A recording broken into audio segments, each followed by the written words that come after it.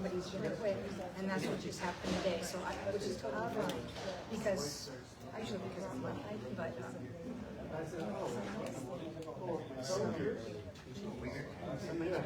Yeah, they're all working to improve their English. Yeah.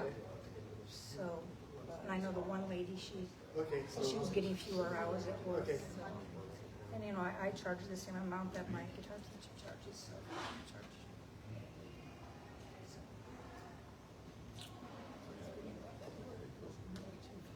Before we start, I just want to say hi, Robin.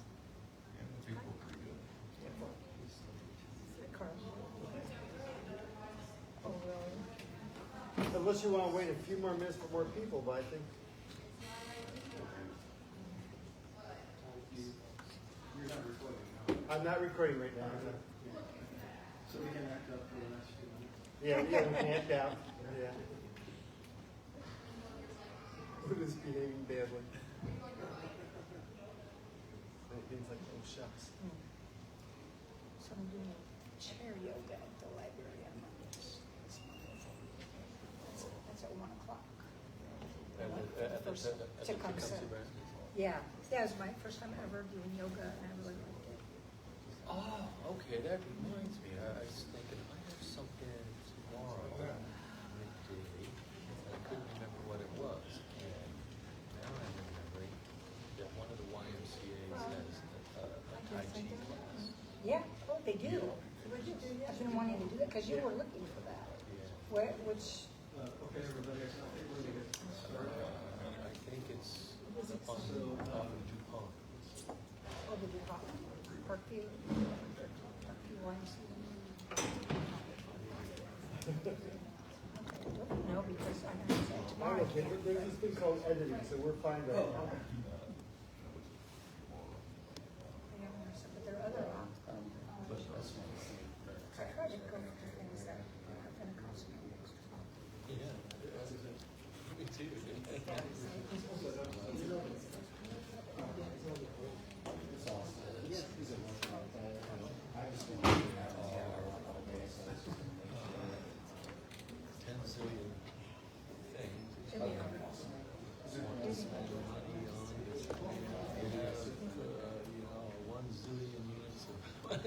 Yeah. Yeah. Okay, we're going to start now. Right. Okay, so everybody, we're going to start. So my name is Bruce Allen. I'm a friend of Devananda Buddhist Temple. I'm going to introduce Bhante who's going to give us a talk this evening. This is I think the third or maybe the fourth in a series of several talks that we're going to do. The first Wednesday of every month. So the first Wednesday of September is the third. So we want to welcome everybody to talk. It's growing by leaps and bounds, actually. We were founded in 2003, and we've been at our present location since 2007, and we've just been growing like mad. We are in the middle of a building project right now, which will be a much-needed restroom, additional restrooms. We're taking part of the existing temple and turning it into a much-needed restroom. So you might notice that by sheer coincidence that this happens to be a meditation every Monday and Thursday at 6:30. So just come and check us out. It's a wonderful facility, and we're on a beautiful landscape. So we have 6 acres, so there's a lot to explore. So come and check us out. Check us out in bucket list. I'll introduce you to Bhante.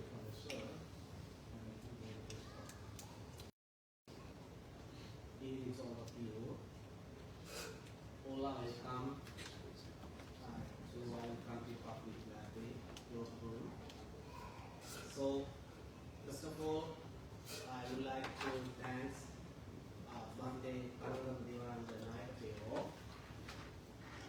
the abbot of Giano Buddhist Temple, the abbot of Lankarama Buddhist Temple in California, Los Angeles, and the deputy of Sri Lanka. As well as I would like to thank the resident monk of Giano Buddhist Temple and my brother, on the other hand,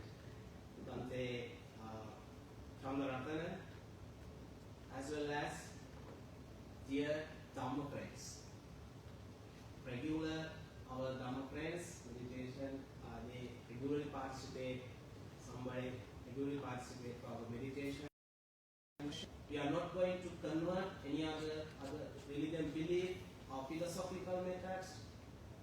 Therefore, always we mention that is spiritual home. Then anybody can come and practice meditation. We have 8 shelters. If anybody can like to participate or follow Buddhist meditation, who can stay and who can practice meditation, as well as we are doing on Monday and Thursday loving kindness meditation practice and breath meditation practice. So therefore, I would like to thank everyone who participated with Dhamma talk. Okay, already I have done 2 Dhamma sessions or 2 Dhamma talk based on Buddha's teaching methods. The first one was what is mind and happiness like that. Then in the beginning I would like to say special words. Please, this one always remember this statement.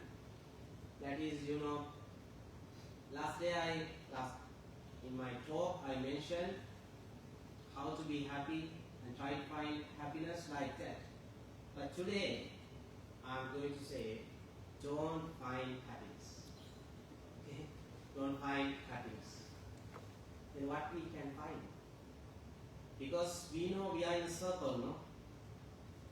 If we find only happiness, what will happen? You have a voice. To stop what? To find out happiness, and you have to find instead of happiness, what is. Then that's my first advice. But last day I mentioned you to mention please how to be happy, like that, no? But today I think you are intelligent today. That's why I say that. Then, okay, today I'm going to explain mental stress. I think you have learned about this, no? Very common and very popular topic. Do you know there is a difference between mental stress and illness? Do you believe that? Mental stress and mental illness. You can find there are differences. But today I am not going to talk mental illness. I am going to talk mental stress. You can solve this problem from now. If you need 100%, you can. If you want to be relaxed for the rest of life, you can. If you want to be joyful for the rest of life, you can be, because it's totally in your control. You are the person, you can solve all the problems that you have. Then, dear Dhamma friends, today you have to focus your attention to mental illness. Definitely you can solve these problems. Then, according to modern psychology, I'm not going to explain in a psychological way, because already you can get so many information from ChatGPT or wherever, because technology is very higher. But remember one thing, if technology is developed, it can't do something. Because if you want to practice something, you need to engage with human touch. It's because if somebody cultivates loving kindness like that, how you can get that experience from ChatGPT or wherever? You can't. Then if you want to get a real loving kindness, you have to engage with the people. Not only, if you want to recognize bad thoughts like hatred, delusion, abusive, How you can recognize that? Can you recognize that from ChatGPT? No. You have to engage with the people. Then only you can understand their behavior, how they behave like that. Then, dear Dhamma friends, then mental stress, according to psychology, modern psychology, mental stress is defined as a state of emotion or mental strain or tension resulting from demanding situations like that. No? That's the modern psychology explains in that way. But as well as especially when a person feels they don't have the resources to cope, then what we think when we suffer through mental stress, we think that I am the only person who is going to be through depression, anxiety, stress or problems. But the truth is, if you see the world, there are millions and millions of people who are struggling and who are suffering in mental day-to-day life with mental stress like that. So as well as you have to think, it is not your suffering, it is not only my suffering, and we all are suffering. We all are suffering always, remember. And there is a very well-known statement preached by the Buddha.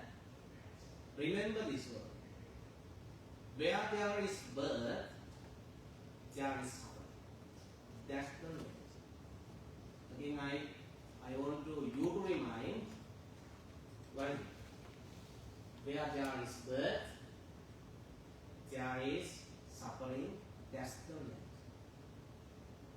Then mental stress is what? Natural happening. It depends on the various situations. If you are in struggle something, mental stress comes to our mind. Which kind of situation? According to modern psychology, they have mentioned acute stress. Acute stress. You can see, short-term stress that comes suddenly due to a specific situation.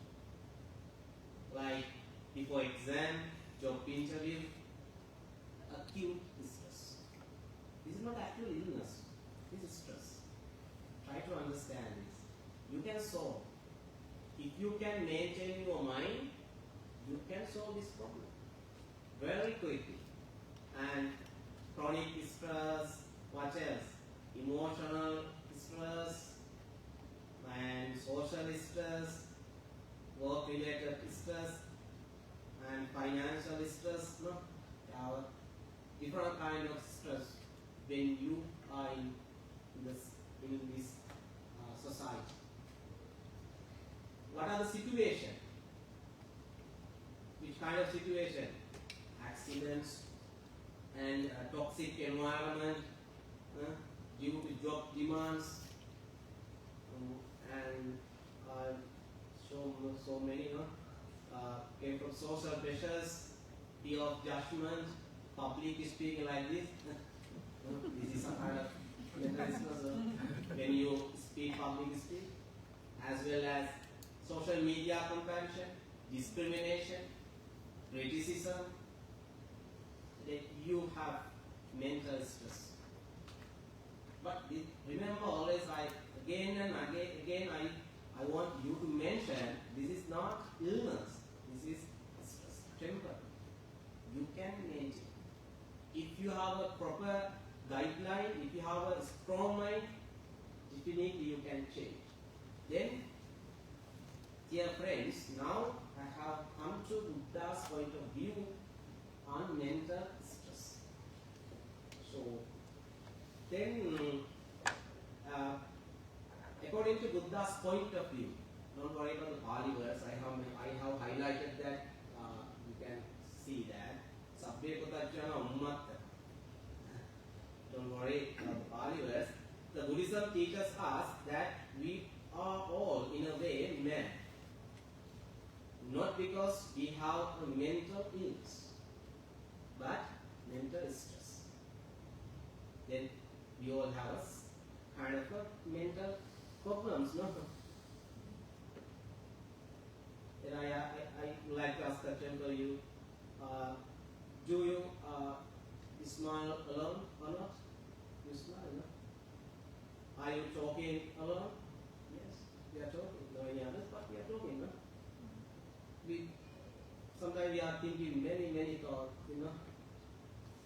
Think about that because we are all in a way mad. That's why we are talking and going here and there. Sometimes we don't want to drink a cup of tea. But we are going to because we have a loneliness. If we are in a bad situation, we try to change our situation. Go sleep. We change our movement to be happy or maintain your mental stress. The thing is, still you are struggling because you can't understand the real situation or real cause of your mental stress. Then, according to Buddha's point of view, this is in Buddhism, stress is rooted in a deeper concept, like dukkha, unsatisfactoriness or sorrow. Then, furthermore, the Buddha taught that dukkha is a fundamental part of existence and much of our stress comes from clinging to what we want. Sometimes we want so many things, not enough. We are searching so many things. Now you are sitting. What's your next movement? Next activity, what's that? Next searching. You want to stand. Every time you want to see different experience. You can't in the same situation. You want to move. Right? If you are stand, what's the next? Sometimes you want more. It's like that? No. If you are talking, you want to silent. You should be silent. Therefore, you can see this is not dependent situation. No? Dependent situation. That's why I earlier mentioned don't find happiness. What will happen if you are searching happiness? Automatically, you will meet sadness. It's like a circle. Think about your life. In a day, seeking, chatting, talking. No? You want to move every moment. That means you are searching something. And be relaxed. Even they criticize you, blame you, admire, don't care about it. That's a nature. Then becoming confused about what is happening. Now you are sitting here. Sometimes you feel what this, what this. You are struggling. Try to stop that. Try to stop that. Please try to engage a present moment. Symptoms or result. If you are struggling mental stress, others can understand. And you also can understand. Like you have a physically we can see that. Like anxiety, worry, difficult concentration, racing thoughts, mood swings, feeling overwhelmed, like that. And then psychologically, this happens in your mind, and physically, muscle tension, sleep disturbances, headache, fatigue, and upset stomach, like that. This is a physical, and earlier I mentioned this is the psychological behavior. This is a physical behavior, and these are evidence that then you want you don't like to associate. Evidence meaning you don't like to engage with the society. You want to go and you want to stay alone. If you are struggling, mental stress, you want to go outside or wherever, you think this is not good situation to stay, then you are going to avoidance. And emotional absence and like that, substance use, those are the behavioral changes you can see when you are struggling mental stress. Then, okay, from a Buddhist view, these symptoms are not your enemy. Remember this. These are not your enemy. You have to appreciate. If you are struggling with headache or as well as what? Sleeping systems, headache, muscle tension, then you have to love. It's a natural happening. After all, we who live in circle of journey. Natural happening. Don't try to give up that. Right? Don't feel stress. Instead of, he said, know it, you have to realize it. This is it. Like that, you need to realize. And understand it. Know it, understand it, and let go of it. That's a technical method that preached by the Buddha. Then, what else? What causes mental stress? You like to listen causes. I think inside modern psychology, they have mentioned several causes. But in Buddhism, from the Four Noble Truth, don't worry about that. I will explain later. Four Noble Truth, give up that verse. The cause of suffering is craving. Earlier also I mentioned the cause of suffering is craving, meaning we can identify three causes of mental stress from the Buddhist view. According to Buddha's teaching, the first one is attachment. This is called a very common word, tanha, attachment, like the greediness. If you try to attach something, automatically you have a mental stress. Whatever, job, exam, or person, like that. Then relation like hatred. This is hatred as a kind of a cause. If you have hatred, earlier I mentioned, if you are struggling hatred, you want to move. You want movement. You try to hurt the people, then you are struggling. That's rejecting what we dislike. And delusion, not seeing things as they are really real. Those are the causes or root reached by the Buddha or explained in Buddhism. Okay, so what else? The Buddha once upon a time asked from the monks, if someone is struck by arrow, is it painful? Then what was the reply of monks? They say, yes. Then the second time he asked, if they are in that way. The first arrow is the pain of life, like illness, loss, disappointment. What is the second arrow? Is how we respond with blame, anger, regret, self-pity. Then there is a wonderful story teached by the Buddha. I'm not going to explain more and more classification, but simply I would like to mention, because of greediness, what is happened to our mind. Once upon a time, the Bodhisattva, or in the before enlightenment, was one of wise and virtues. He practiced several kind of practices, precepts, as well as living peacefully in the mountains. He wore robes made of bark, lived in fruits and roots, and cultivated deep concentration and wisdom. He practiced so many good things, but he was in cost. He had many disciples, who respected and followed his teaching. Then one day, while walking through the forest, he stumbled upon an astonishing sight. A mountain of solid gold shining like the sun. Imagine that. Imagine that situation. This is story. Don't depend on how we have done it like this. Don't argue. That's also mental stress kind of. They try to get message. Try to get message.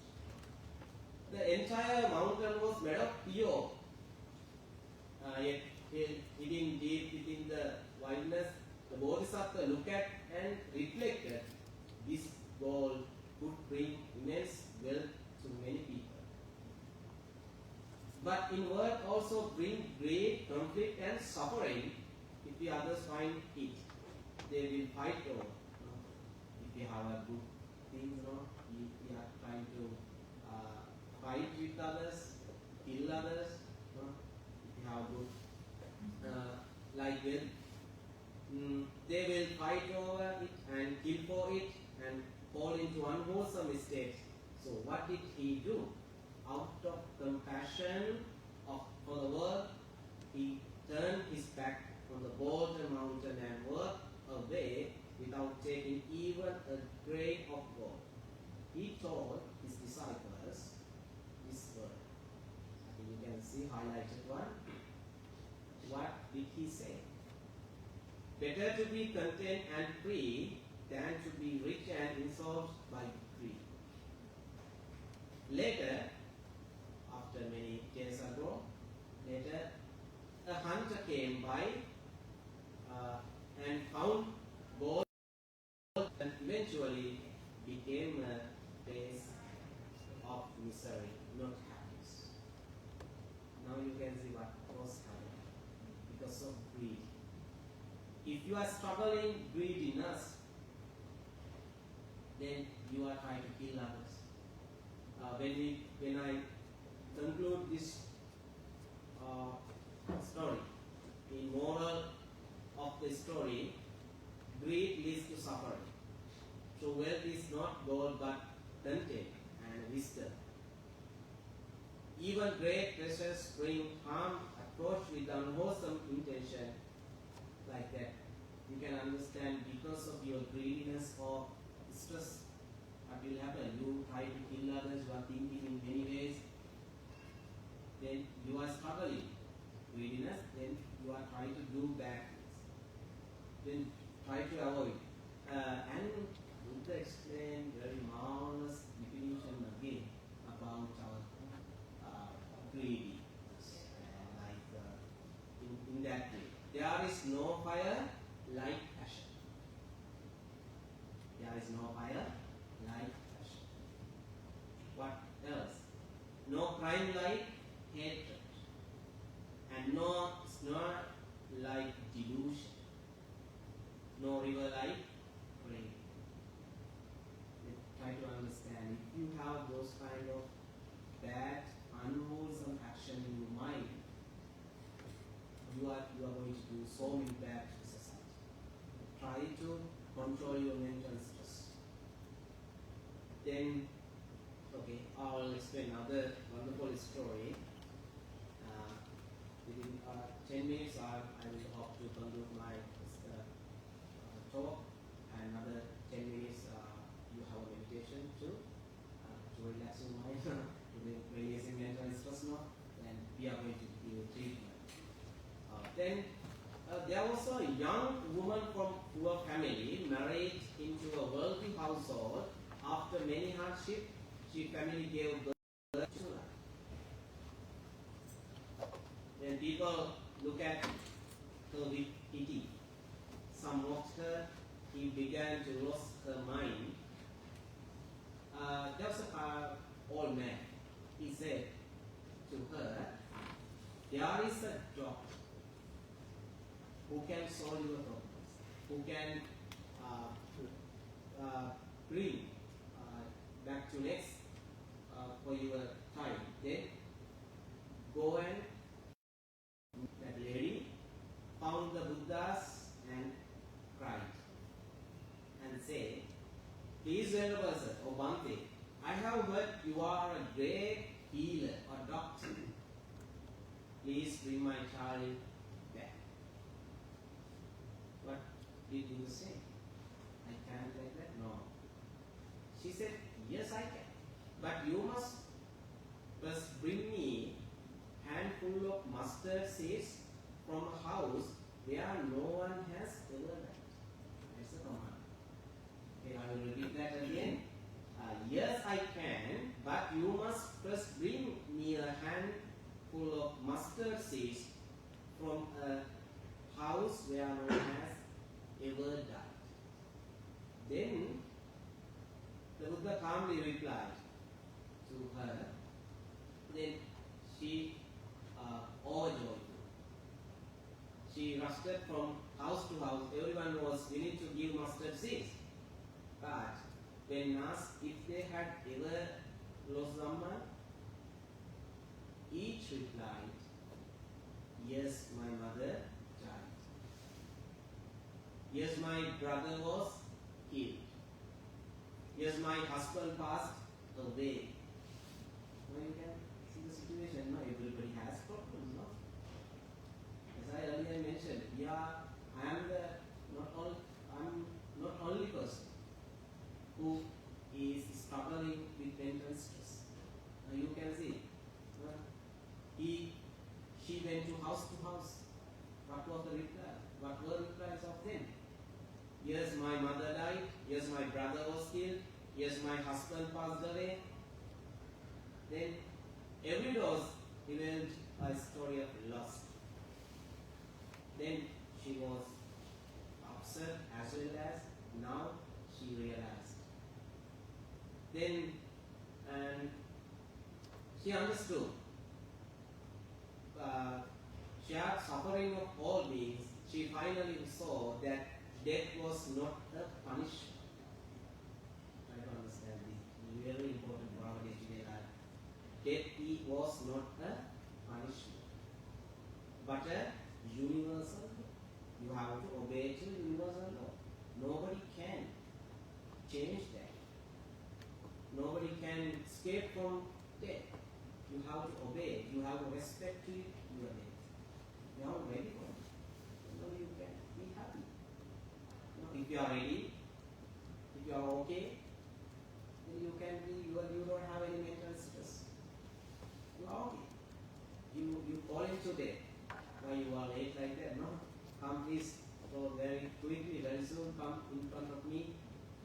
Like that. If you are in that way, you can reduce your mental stress. Like Kishar wrote in India, I explained. And finally, what was happened? She returned to the Buddha and said, now I realize, or I understand now. She ordained as a bhikkhuni or nun, and eventually with Arahansipo, he developed his mind in a good way. He got higher position according to Buddha's teaching, emancipation, liberation, like that. Then, okay, reflection to think about that. Her healing did not come from medicine, it came from understanding the truth of impermanence, mental stress states when you discompose. Now, you can see the medicine. Can you get medicine from doctors? Or high educated doctors? No. Sometimes doctor also struggling mental stress because of his duty or responsibilities. Then you need to change and you need to grow wisdom. Then only you can understand your behavior, changing movement of your thoughts, and you are the person who can solve your problems. No any other doctors. Please meet any doctors. But nobody can give medicine for your mental stress. Even the doctors also nowadays in modern, they are struggling mental stress. Even religious leaders too. Sometimes myself too.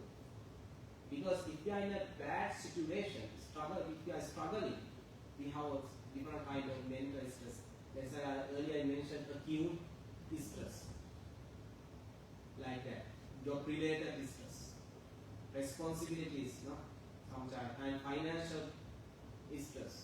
We have in our day-to-day life, but we need to manage that.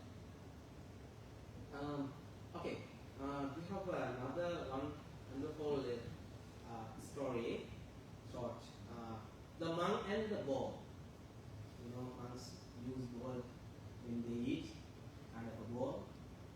A monk had a beautiful alms ball. One day it cracked. He was upset or sad. The Buddha asked, "Did you think this ball would never break?" Then this is the root of distress. Expecting is permanent to be, impermanent to be permanent. Remember that. Again I repeat, again and again I repeat, important one. Remember this statement. What's the root? This is the root of distress. What? Expecting the impermanent to be permanent. You think you try to protect everything forever, but you can't do it. Expecting the permanent to be impermanent to be permanent. Like monks had a beautiful alms ball. It cracked. He was sad. That is why Buddha asked, "Did you think this ball would never break?"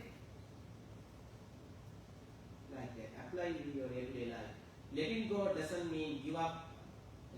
Don't misunderstood. Don't misunderstand about the statement. Impermanence is not like give up all the things, but you have to protect your family, your children, your husband, wife, your other day-to-day requirements. You need to protect. Try to understand. In this moment also, these are changing.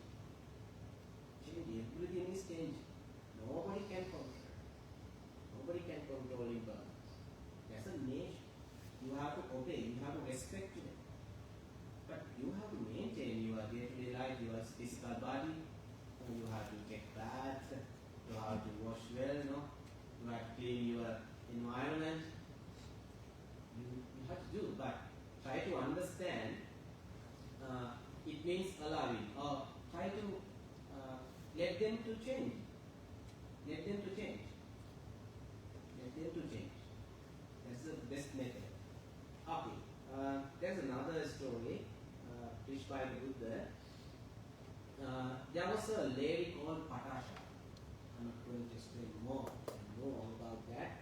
She lost his first baby, second baby, including husband and family members.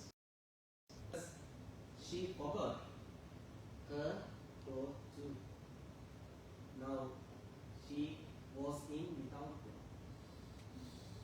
Imagine that situation, because now he's struggling with the mental illness. She didn't have enough time to think about physical body. She thought about his first baby, second baby, husband, family members, like that. Now she didn't have clothes. Then everyone criticized. As a nature of human, we don't understand other situation. We criticize, we blame. Then the same thing was happened to her life. Everyone criticized, blame, and nobody could understand her situation.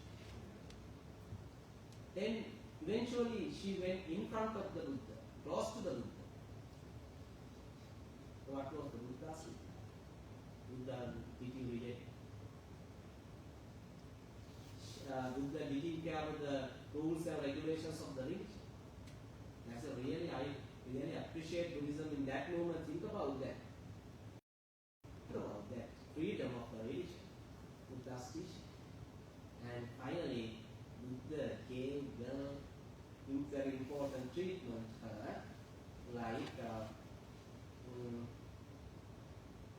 you can see she turned around herself, was born, and God had come and taken the child. Both her sons were born, like that. Struck by unbearable grief, she She snake and met people threw stones at her. But when she came before the Buddha, she looked at her not with judgment, but with boundless compassion. He said, Buddha said, you have not come to your senses because of sorrow, but suffering is not yours alone. Hearing this, her mind settled. She listened to the Buddha and gradually become an enlightened nun, one of the wise in the Sangha community of disciples. Even the deepest reason can be transformed when we stop citing the truth and start seeing it. Buddhism does not erase sorrow, it helps to us transcend it through wisdom and compassion. If you can develop compassion and wisdom, you can maintain your mental stress.